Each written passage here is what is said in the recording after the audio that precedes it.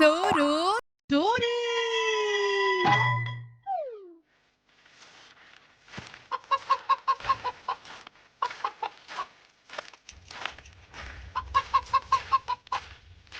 एक तांत्रिक एक घर के सामने खड़ा है। भिक्षाम देही, भगवान के नाम पर कुछ दे दो। ओ बाबा, कुछ दान पुण्य कर दो। तांत्रिक को खाली हाथ जाना पसंद नहीं। महाराज, मैं बहुत गरीब हूँ, खुद मांग कर खाता हूँ। आपको देने के लिए मेरे पास कुछ नहीं है।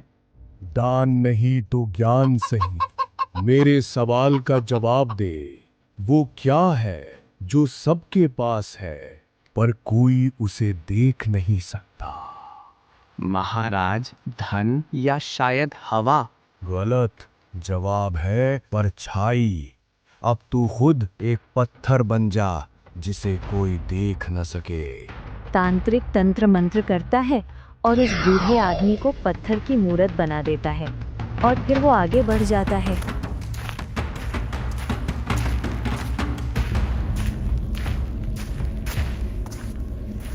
अल्लाह के नाम पर दे दे, मौला के नाम पर दे दो, कोई तो इस फकीर को दान दो। जाओ जाओ महाराज, अभी धंधा मंदा है, आगे बढ़ो, कल आना। मंदा धंधा और जेब भरी। चल जवाब दे, वो कौन सी चीज है जिसे जितना ज्यादा बांटो उतनी बढ़ती है? मुझे नहीं पता, चलो भागो यहाँ से और मुझे धंधा करने दो। मूर्ख, तुझे सिर्फ पत्थर की कीमत समझ आएगी। तांत्रिक चुटकी बजाते हैं और उस दुकानदार को भी पत्थर का बना देते हैं। अब तांत्रिक एक महिला के घर पहुंचता है। प्रभु यीशु के नाम पर दे दो, ईश्वर तुम्हें अच्छा रखेगा। अरे महाराज, ये क्या, कभी भगवान के नाम पर मांगते हो, कभी अल्लाह के नाम पर, और आज तो ईसा मसीह के नाम पर मांग रहे हो। तांत्रिक का कोई धर्म नहीं होता बेटी। जाओ और कुछ अनाज ले आओ। बाबा, आज घर में अनाज का एक दाना नहीं है, कल आइएगा। कल तो बहुत देर हो जाएगी। अगर भिक्षा नहीं दे सकती तो मेरे एक प्रश्न का उत्तर दे। अगर उत्तर सही हुआ तो छोड़ दूंगा, नहीं तो। पूछिए महाराज। बता, वो कौन सी चीज है जो पैदा होते ही उड़ने लगती है और मरने के बाद जमीन पर गिरती है? मुझे नहीं पता महाराज। तुझे नहीं पता तो तू भी बन जा पत्थर की मूरत। तांत्रिक मंत्र पढ़ता है और महिला को पत्थर का बना देता है और पलक झपकते ही गायब हो जाता है।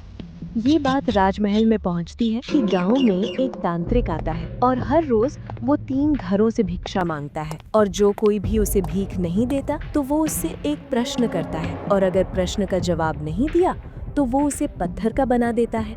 महाराज, अब आप ही कुछ करिए। अब तक वो तांत्रिक 13 लोगों को पत्थर का बना चुका है और अब उस तांत्रिक का प्रकोप बढ़ता ही जा रहा है। अब गांव के लोग घर छोड़कर भाग रहे हैं। महाराज, हमें और इंतजार नहीं करना चाहिए। मुझे आज्ञा दे, मैं अपनी सबसे घातक टुकड़ी लेकर जाऊंगा। उस ढोंगी तांत्रिक का सिर काटकर आपके कदमों में रख दूंगा। जादू टोना तलवार की धार के आगे नहीं टिकेगा। शांत हो जाइए मंत्री जी, ये कोई साधारण शत्रु नहीं लगता जिसे तलवार से काटा जा सके। वो लोगों के शरीर पर नहीं, उनकी बुद्धि पर वार कर रहा है। अगर आपने हमला किया तो वो अपनी विद्या से मेरी पूरी सेना को पत्थर की फौज में बदल देगा। मैं अपनी प्रजा का और नुकसान नहीं देख सकता। तो फिर रास्ता क्या है महाराज? क्या हम हाथ पर हाथ धरे बैठे रहें? नहीं, इस समस्या की जड़ तक मुझे खुद जाना होगा। मैं उस तांत्रिक से मिलूंगा। मैं देखना चाहता हूं कि उसके सवालों में ऐसा क्या है जिसका उत्तर मेरी प्रजा नहीं पा रही। नहीं महाराज, ये साक्षात मृत्यु के मुख में जाने जैसा है। आप राज्य के रक्षक हैं, आपका जीवन अनमोल है। कम से कम हमें साथ चलने की अनुमति दें। हम सैनिकों का एक अभेद्य घेरा बना देंगे ताकि वो आप तक पहुंच ना सके। नहीं मंत्री जी, अगर मैं सैनिकों के साथ गया तो उसे लगेगा कि मैं डर गया हूँ। वो छिप जाएगा या और निर्दोषों को निशाना बनाएगा। मैं अकेला जाऊंगा ताकि उसे मेरे आने की भनक तक न लगे।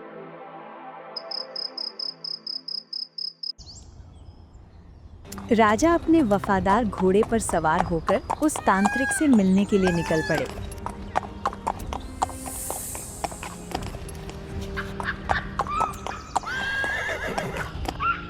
जंगल के बीच एक पुरानी गुफा के बाहर आग जल रही है। तांत्रिक इंसानी खोपड़ियों और हड्डियों के बीच बैठा अपनी तपस्या कर रहा है।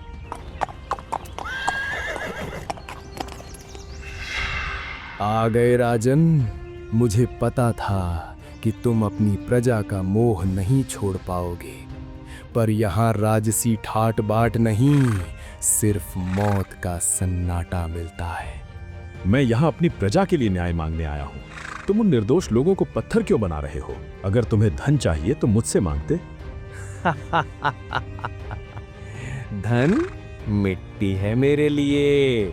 मुझे तो खेल पसंद है, बुद्धि का खेल। अच्छा हुआ तुम आ गए। अब तक मुझे कोई ढंग का खिलाड़ी नहीं मिला था। तो क्या तुम तैयार हो मेरे सवाल का जवाब देने के लिए, या फिर उन पत्थर की मूर्तियों में एक शाही मूर्ति और जुड़ जाए? पूछो, मैं हर चुनौती के लिए तैयार हूँ। राजन बता, वो क्या है जो आता है पर कभी पहुंचता नहीं, और जिसके आने के इंतजार में पूरी दुनिया खत्म हो जाती है? राजा शांत मन से सोचते हैं और फिर उत्तर देते हैं। वह है आने वाला कल।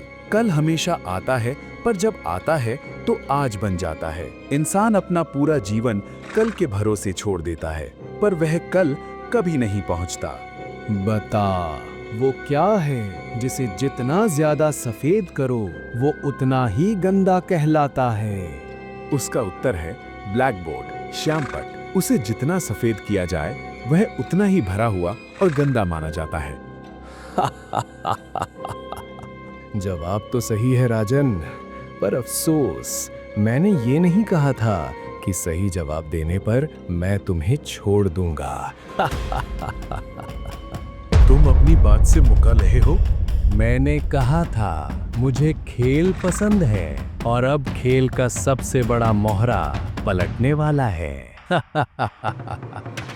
अचानक तांत्रिक मंत्र पढ़ना चालू कर देता है और देखते ही देखते राजा और तांत्रिक के शरीर की अदला बदली हो जाती है। ये क्या किया तुमने? मेरा चेहरा, मेरा शरीर। अब मैं राजा हूँ। ये मखमली कपड़े, ये रुतबा अब मेरा है, और तुम वही तांत्रिक हो जिसे पकड़ने के लिए तुम्हारे ही सैनिक चारों तरफ फैले हुए हैं। शुभ विदा महाराज। अपनी ही बनाई जेल में तुम्हारा स्वागत है। नकली राजा घोड़े को एड़ लगाता है और धूल उड़ाते हुए राजमहल की ओर निकल जाता है। असली राजा, जो अब एक डरावना तांत्रिक दिख रहा है, असहाय खड़ा रह जाता है। एक तरफ राजमहल में शतरंज की चाल चली जा चुकी थी, वहीं दूसरी तरफ इसी राज्य के एक अंधेरे कोने में एक परिवार अपनी फूटी किस्मत से लड़ रहा था। माँ बिस्तर पर लेटी कराह रही है। उसकी बड़ी बेटी काव्या उनके सिर के पास खड़ी थी। काव्या बेटी, बस कर, क्यों अपनी जवानी मुझ जैसी जिंदा लाश पर बर्बाद कर रही है? इतने साल हो गए मुझे इस बिस्तर पर पड़े पड़े। मुझ जैसों के लिए तुम मौत ही सबसे बड़ा सुख है। कम से कम तुम दोनों पर से ये बोझ तो उतर जाएगा। माँ, दोबारा ऐसा मत बोलना। आप बोझ नहीं, हमारा साया हो। सब ठीक हो जाएगा। देखना, एक दिन आप फिर से अपने पैरों पर खड़ी होंगी और फिर से हमारे घर में खुशियाँ आएंगी। कैसे ठीक होगा सब? तेरा पति तुझे लेने नहीं आया क्योंकि हम दहेज नहीं दे पाए। तेरी छोटी बहन दिन भर मिट्टी के साथ हाथ सानती है ताकि 2 वक्त की सूखी रोटी मिल सके। मैं तुम दोनों की गुनहगार हूँ बेटा। नहीं माँ, आप बस हिम्मत मत हारो। छोटी गई है ना बाजार, आज उसने बहुत सारे सुंदर बर्तन बनाए थे, सब बिक जाएंगे। वो आती ही होगी दवाइयाँ लेकर, बस थोड़ा सा विश्वास और रखो। वहीं उसकी छोटी बहन कुमकुम सिर पर मिट्टी के बर्तनों का टोकरा लिए गली गली घूम रही है। उसके चेहरे पर धूल है और आंखों में गहरी थकान है।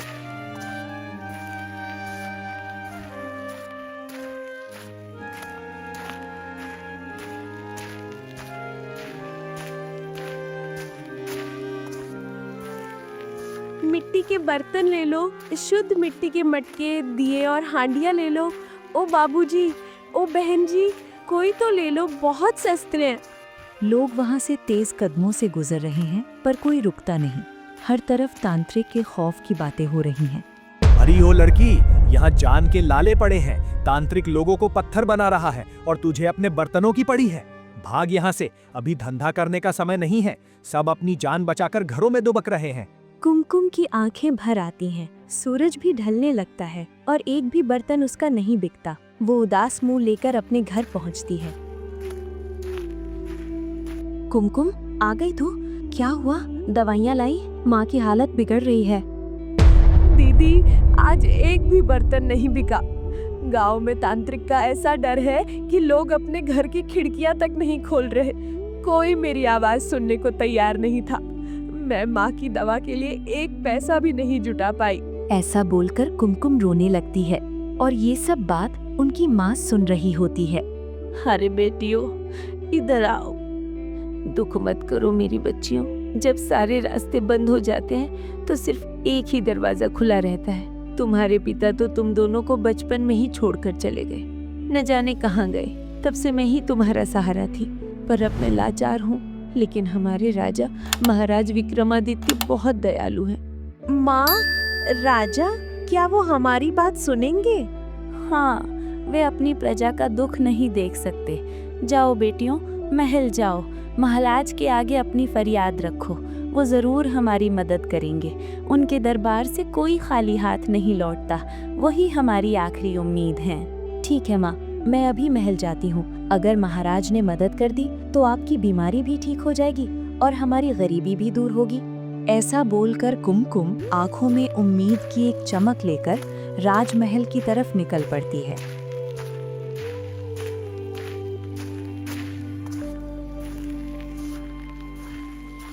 उसे इस बात का अंदाजा भी नहीं था कि जिसे वो अपना रक्षक समझकर पुकारने जा रही है, वो अब उनका दयालु राजा नहीं, बल्कि वही क्रूर तांत्रिक है जो राजा का रूप धारण किए बैठा है।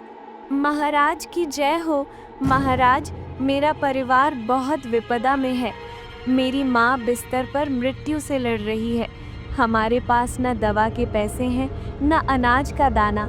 महाराज, कृपया हमारी सहायता करें।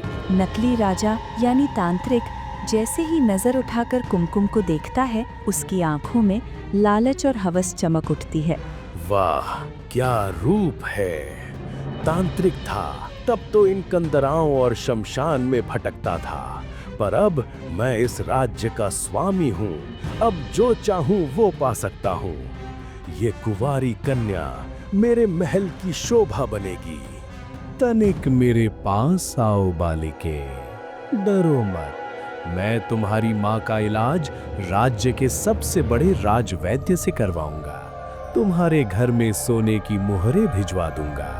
तुम्हारी गरीबी एक पल में खत्म हो जाएगी। बस बदले में तुम्हें मेरी एक छोटी सी शर्त माननी होगी। कैसी शर्त महाराज? हम आपकी सेवा के लिए तैयार हैं। सेवा नहीं, विवाह। तुम मुझसे विवाह कर लो और इस महल की रानी बन जाओ। अगले हफ्ते मैं स्वयं बारात लेकर तुम्हारे घर आऊंगा। राजा की ये बात सुनते ही पूरे दरबार में सन्नाटा छा जाता है। दरबारी एक दूसरे का मुंह ताकने लगते हैं। मंत्री के पैर तले जमीन खिसक जाती है। महाराज, ये आप क्या कह रहे हैं? ये लड़की आपकी बेटी की आयु की है।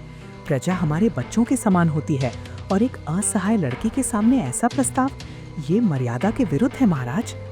चुप रहो मंत्री, अपनी सीमा ना लांघो। मैं इस राज्य का सर्वे सर्वा हूँ। मेरी इच्छा ही यहाँ का कानून है। मुझे मत सिखाओ कि क्या सही है और क्या गलत। दरबारी, महाराज को क्या हो गया है? जब से उस तांत्रिक से मिलकर आए हैं, इनका व्यवहार बिल्कुल बदल गया है। सुना है कल रात इन्होंने मांस और मदिरा का भी सेवन किया था। हमारे धार्मिक राजा को ये क्या हो गया? कुमकुम पत्थर बनी खड़ी रह जाती है। उसे समझ नहीं आता कि वो मदद मांगने आई थी या अपनी इज्जत का सौदा करने। जाओ लड़की, अपनी माँ से कह देना कि उसकी बीमारी की दवा और उसकी बेटी की डोली दोनों का इंतजाम राजा ने कर दिया है। अगले हफ्ते की तैयारी करो। कुछ तो बहुत बड़ी गड़बड़ है। जो राजा कल तक चींटी के मरने पर भी दुखी होते थे, आज वो एक मासूम लड़की का सौदा कर रहे हैं। उस दिन गुफा में जरूर कुछ ऐसा हुआ है जो हम नहीं जानते। हमें उस तांत्रिक को फिर से खोजना होगा। जहाँ महल के अंदर एक पाप की योजना बन रही थी, वहीं महल की ऊंची दीवारों के बाहर एक गंदा और डरावना दिखने वाला तांत्रिक, जो असल में राजा विक्रमादित्य था, अपनी प्रजा की दुर्दशा देख रहा था, पर उसकी आवाज सुनने वाला कोई नहीं था। हे ईश्वर, ये कैसा न्याय है? मेरा राज्य, मेरा शरीर, मेरा सम्मान सब उस पापी ने छीन लिया। मैं सबको सत्य बताना चाहता हूँ, पर लोग मेरी सूरत देखते ही मुझे मारने दौड़ते हैं। वो दुष्ट महल के सुख भोग रहा होगा और मैं यहाँ एक निवाले के लिए तरस रहा हूँ। वो भूख से व्याकुल होकर एक पुराने घर के सामने रुकता है। ये वही घर है जहाँ काव्या और कुमकुम रहती हैं। भिक्षाम देही, कोई है क्या? इस फकीर को थोड़ा सा अन्न मिलेगा? काव्या घर से बाहर आती है और तांत्रिक को देखकर उसके मन में दया जाग जाती है। बाबा, आप तो एक तांत्रिक लगते हैं। आपको पता नहीं, गांव वाले एक तांत्रिक के हाथ धोकर पीछे पड़े हैं उसे मारने के लिए। आप यहाँ ऐसे खड़े मत रहिए। अगर आपको किसी ने यहाँ देख लिया तो बवाल हो जाएगा। आप एक काम करिए, घर के अंदर आ जाइए। मैं जानती हूँ कि हर चोला पहनने वाला इंसान बुरा नहीं होता। आइए, घर के अंदर आ जाइए। बाहर रहे तो लोग आपको मार डालेंगे। तांत्रिक हैरान हो जाता है कि इस नफरत भरे गांव में कोई उसे सम्मान से अंदर बुला रहा है। वो घर के अंदर कदम रखता है। घर की हालत बहुत खराब है। बाबा, आप यहाँ बैठिए, मैं आपके लिए थोड़ा सा जल और सूखी रोटियां लाती हूँ। हमारे पास ज्यादा कुछ तो नहीं है, पर जो है उसमें आपका स्वागत है। जैसे ही राजा कमरे के कोने में रखे बिस्तर के पास से गुजरता है, बिस्तर पर लेटी बीमार माँ की नजर उस पर पड़ती है। माँ की धुंधली आंखों में अचानक एक चमक आती है। वो झटके से उठने की कोशिश करती है। आ गई जी, आखिर आप वापस आ ही गए। राजा रुक जाता है और चौंक कर उस बुढ़िया की ओर देखता है। काव्या रसोई से बाहर आती है और अपनी माँ को इस तरह उत्तेजित देखकर घबरा जाती है। तुम किसे बुला रही हो? मैं तो बस एक राहगीर हूँ। नहीं, ये आवाज, ये चाल, ये आंखें, काव्या देख, यही तेरे पिता हैं। इन्होंने आने में इतनी देर कर दी। मैंने कितने साल, कितनी रातें तेरा इंतजार किया है। कहाँ चले गए थे आप हमें इस हाल में छोड़कर? माँ, आप ये क्या कह रही हैं? ये तो एक तांत्रिक है। पिताजी तो वर्षों पहले हमें छोड़कर चले गए थे। आप बीमारी की वजह से भ्रम में हो माँ। नहीं बेटी, एक माँ और एक पत्नी कभी धोखा नहीं खा सकती। भले ही इन्होंने ये डरावनी दाढ़ी मूंछ बढ़ा ली हो, भले ही इनका भेष बदल गया हो, पर मैं इन्हें हजारों की भीड़ में भी पहचान सकती हूँ। यही वो हैं जो तुम्हें बचपन में चूम कर काम की तलाश में गए थे और फिर वापस नहीं लौटे। ऐसा सुनकर राजा, जो कि एक तांत्रिक के शरीर में थे, उन्हें सब समझ आने लगता है। हो ना हो ये उस तांत्रिक का ही परिवार है जिसे तांत्रिक ने वर्षों पहले छोड़ दिया होगा। अगर मैं अब ज्यादा देर यहाँ रहा तो अनर्थ हो जाएगा। ये लोग मुझे अपने पास ही रोक लेंगे। असली राजा, जो तांत्रिक के शरीर में है, ये सुनकर सन्न रह जाते हैं कि तभी वहाँ कुमकुम आ जाती है। कुमकुम, देख यहाँ कौन आया है। हमारे पिताजी वापस आ गए हैं, देख इन्हें। कुमकुम एक पल के लिए रुकती है, तांत्रिक को देखती है, पर उसके मन में महल की घटना का शोर ज्यादा है। दीदी, पिताजी आए, ये बहुत खुशी की बात है, पर महल में आज जो हुआ, महाराज विक्रमादित्य ने मुझसे विवाह का प्रस्ताव रखा है। उन्होंने कहा है कि अगर मैं उनकी रानी बनूंगी तो वे स्वयं राजवैद्य को बेचकर माँ का इलाज करवाएंगे और हमारी गरीबी मिटा देंगे। क्या राजा तुझसे विवाह करेंगे? ये तो चमत्कार है। अब हमारी माँ भी बच जाएगी और हमें कभी भूखा नहीं सोना पड़ेगा। पिताजी देखिए, आपकी छोटी बेटी रानी बनने जा रही है। जैसे ही असली राजा ये सुनता है, उसके पैरों तले जमीन खिसक जाती है। उसका सिर घूमने लगता है। नहीं, ये नहीं हो सकता। वो दुष्ट तांत्रिक मेरे शरीर का उपयोग करके ये कैसा घोर पाप करने जा रहा है। वो नीच इंसान अपनी ही बेटी को नहीं पहचान पाया और अब उससे विवाह करने चला है। एक पिता अपनी ही पुत्री से विवाह कर लेगा। अगर ये विवाह हुआ तो पूरी सृष्टि मुझे धिक्कारेगी। ये अनर्थ है, महापाप है। राजा को समझ आ जाता है कि वो तांत्रिक उनके शरीर का गलत इस्तेमाल कर रहा है। अगर उसने उस तांत्रिक को नहीं रोका तो एक बाप अनजाने में अपनी ही बेटी से शादी कर लेगा। मुझे उस ढोंगी को रोकना होगा। मुझे अपना शरीर और अपना सिंहासन वापस चाहिए, सिर्फ अपने लिए नहीं बल्कि इन मासूम बेटियों की मर्यादा बचाने के लिए। मुझे यहाँ से किसी भी हाल में निकलना होगा। पुत्रियों, मुझे अभी कहीं जाना होगा। एक बहुत जरूरी काम अधूरा रह गया है। नहीं, अभी तो आए हो, फिर छोड़कर चले जाओगे। अब कहाँ जा रहे हो? इस बार मैं छोड़ने नहीं बल्कि सब कुछ ठीक करने जा रहा हूँ। बस तुम थोड़ा इंतजार और करो। बिना कुछ और कहे राजा तेजी से झोपड़ी से बाहर निकल जाते हैं। काव्या और कुमकुम उसे पुकारती रह जाती हैं।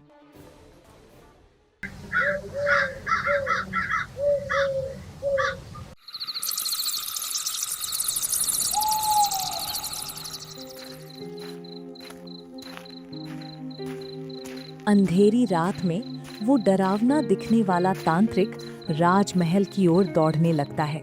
उसे पता था कि उसके पास केवल 7 दिन है। अगर 7 दिनों के भीतर उसने उस नकली राजा का पर्दाफाश नहीं किया तो उसका वंश और उसका सम्मान हमेशा के लिए मिट जाएगा। थक कर वो एक विशाल गुफा के मुहाने पर रुकता है। गुफा से तेज गंध और भारी सांसों की आवाज आ रही है। अचानक गुफा के अंधेरे से एक विशाल काय आकृति बाहर निकलती है। 10 फुट ऊंचा शरीर, लाल दहकती आंखें और नुकीले दांतों वाला एक भयानक राक्षस निकलता है। अरे बाप रे, इतना बड़ा राक्षस! लगता है आज मेरा जीवन यहीं समाप्त हो जाएगा। पहले शरीर गया, फिर राजपाट और अब ये काल सामने खड़ा है। राजा अपनी आंखें बंद कर लेता है और अपनी मृत्यु का इंतजार करता है। लेकिन तभी कुछ ऐसा होता है जिसकी उसने कल्पना भी नहीं की थी। राक्षस उस तांत्रिक के पैरों में गिर जाता है और अपनी भारी आवाज में बोलने लगता है। प्रणाम प्रभु, मेरे पालनहार, आप आ गए। मैं सालों से आपकी प्रतीक्षा कर रहा था। राजा की आंखें फटी की फटी रह जाती हैं। वो तुरंत समझ जाता है कि ये राक्षस इस तांत्रिक का गुलाम है और उसे पहचान नहीं पा रहा है क्योंकि चेहरा तो तांत्रिक का ही है। ओह, तो ये इस दुष्ट तांत्रिक का पालतू राक्षस है। तांत्रिक ने अपनी काली विद्या से इसे अपना गुलाम बना रखा होगा। ये मुझे अपना स्वामी समझ रहा है। यही मौका है। अगर मुझे उस नकली राजा को हराना है तो मुझे इस राक्षस की शक्ति का उपयोग करना ही होगा। हाँ, मैं लौट आया हूँ और मैं यहाँ खास तुमसे ही मिलने आया हूँ। मुझे तुम्हारी ही मदद की जरूरत है। स्वामी, आपके लिए मेरी जान भी हाजिर है। बताइए किससे मारना है? मैं सबका लहू पी जाऊंगा। नहीं, अभी धैर्य से काम लेना होगा। तुम मुझे अपनी काली विद्याओं के गुप्त स्थान पर ले चलो। मुझे अपनी खोई हुई शक्ति को फिर से जगाना है और शैतान को खुश करना है। जो आज्ञा मेरे स्वामी। राक्षस ने तांत्रिक की बात मानी और उसे अपनी गुप्त शक्तियों के केंद्र में ले गया। राक्षस, बताओ, जो काम मैंने तुम्हें सौंपे थे वे पूरे हुए या नहीं? मेरी अनुपस्थिति में तुमने क्या क्या किया? मालिक, मैंने आपके आदेश का अक्षर अक्षर पालन किया है। ये देखिए, आपके सबसे बड़े शत्रु को मैं हिमालय की गहराइयों से ढूंढकर यहाँ ले आया हूँ। आपने कहा था कि इसके बिना आपकी साधना अधूरी है। राक्षस अपनी मायावी शक्ति से हवा में एक चक्र घुमाता है और अचानक एक लोहे का मजबूत पिंजरा प्रकट होता है। उस पिंजरे के भीतर एक दिव्य तेज वाले साधु महात्मा जंजीरों में बंधे हुए हैं। प्रभु, यह रहा आपका जानी दुश्मन। इसी ने आपकी काली शक्तियों को कई बार रोकने की कोशिश की थी। अब यह बेबस है। उठाइए अपनी तलवार और इसके टुकड़े टुकड़े कर दीजिए। आज आपकी जीत का उत्सव मनेगा। राजा उस साधु को देखकर भीतर से कांप जाता है। वो मन ही मन सोचता है कि इस पापी तांत्रिक ने एक पवित्र आत्मा को भी बंदी बना रखा है। हे ईश्वर, ये तांत्रिक कितना बड़ा अपराधी है। इसने एक सिद्ध साधु को कैद कर रखा है। अगर मैंने इन्हें अभी नहीं बचाया तो ये राक्षस इन्हें मार डालेगा। मुझे इसे यहाँ से हटाना होगा। हाँ, तुमने बहुत अच्छा काम किया। मैं इसे ऐसी तड़पने वाली मौत दूंगा जिसे देखकर यमराज भी कांप जाएंगे।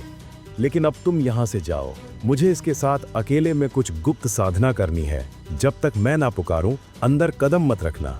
जो आज्ञा मेरे स्वामी। राक्षस एक भयानक ठहाका लगाता है और धुएं के गुबार में गायब हो जाता है। अब गुफा में केवल असली राजा और वो कैद साधु रह जाते हैं। तो आखिर तुम लौट आए अधर्मी। क्या अभी भी तुम्हारा मन नहीं भरा? तुम मेरा शरीर नष्ट कर सकते हो, पर मेरी आत्मा और मेरे सत्य को नहीं। महात्मन, शांत हो जाइए। मैं वो तांत्रिक नहीं हूं जिसे आप जानते हैं। मैं इस राज्य का राजा विक्रमादित्य हूं। उस दुष्ट ने छल से मेरा शरीर छीन लिया है और मुझे इस नरक में धकेल दिया है। ये सब सुनकर साधु चौंक जाते हैं। वे राजा के चेहरे को गौर से देखते हैं और फिर मुस्कुराते हैं। राजन, तो नियति ने अपना खेल दिखा ही दिया। मैं अपनी दिव्य दृष्टि से देख पा रहा हूँ कि तुम्हारी आत्मा शुद्ध है, पर तुम्हारा चोला अपवित्र है। उस तांत्रिक ने अनर्थ कर दिया है। मुनिवर, मुझे बचाइए। वो पापी अनजाने में अपनी ही पुत्री से विवाह करने जा रहा है। अगर उसे नहीं रोका तो बहुत बड़ा अनर्थ हो जाएगा। मैं इस तांत्रिक की शक्तियों को नहीं जानता। कृपया मेरा मार्गदर्शन करें। साधु को अब समझ आता है कि धर्म की रक्षा के लिए उन्हें इस तांत्रिक रूपी राजा की मदद करनी होगी। हाँ राजन, मुझे थोड़ा सा रक्त दो। मैं अपनी विद्या से अभी तुम दोनों के शरीरों को फिर से बदल दूंगा और उस पापी को उसी क्षण भस्म कर दूंगा। राजा ने एक पल सोचा। उसे उस तांत्रिक की गरीब पत्नी और बेटियों का चेहरा याद आया, जो बरसों से अपने पिता का इंतजार कर रही थीं। नहीं स्वामी, कृपया उसे मारिए मत। मैं चाहता हूँ कि आप उसे फिर से एक साधारण इंसान बना दें। उसकी याददाश्त मिटा दें ताकि वो अपनी काली विद्या भूल जाए और अपने उस परिवार के पास लौट सके जो तड़प रहा है। मैंने उनके घर की हालत देखी है महाराज। वे लोग बहुत कष्ट में हैं। एक पिता के रूप में ही सही उसे जीने का एक मौका दें। साधु राजा की इस महानता को देखकर दंग रह गए। जिस व्यक्ति ने उसका सब कुछ छीन लिया, राजा उसी के भले की सोच रहा था। साधु ध्यान में बैठ गए। उन्होंने मंत्रों का उच्चारण शुरू किया। अचानक महल के भीतर तांत्रिक तड़पने लगा। धीरे धीरे एक तेज रोशनी हुई और दोनों के शरीर वापस अपनी असली पहचान में लौट आए। साधु ने अपनी शक्तियों से उस तांत्रिक के मन से सारी काली विद्या और महल की यादें मिटा दी। वो अब केवल एक साधारण व्यक्ति था जिसे अपना परिवार याद था। पलक झपकते ही वो तांत्रिक अपनी पुरानी झोपड़ी के बाहर पहुंच गया, जहां उसकी पत्नी और बेटियां उसका इंतजार कर रही थीं। वहीं दूसरी ओर महाराज विक्रमादित्य अपने असली वैभव के साथ सिंहासन पर वापस आ गए। उन्होंने सबसे पहले उस गरीब परिवार की सहायता की और पूरे राज्य में खुशहाली फैला दी। दोस्तों, आपको ये कहानी कैसी लगी? इस कहानी ने हमें सिखाया कि न्याय केवल तलवार से नहीं, बल्कि दया से भी जीता जा सकता है। आप किस शहर से हमारी ये कहानी देख रहे हैं? कमेंट में हमें ज़रूर बताएं।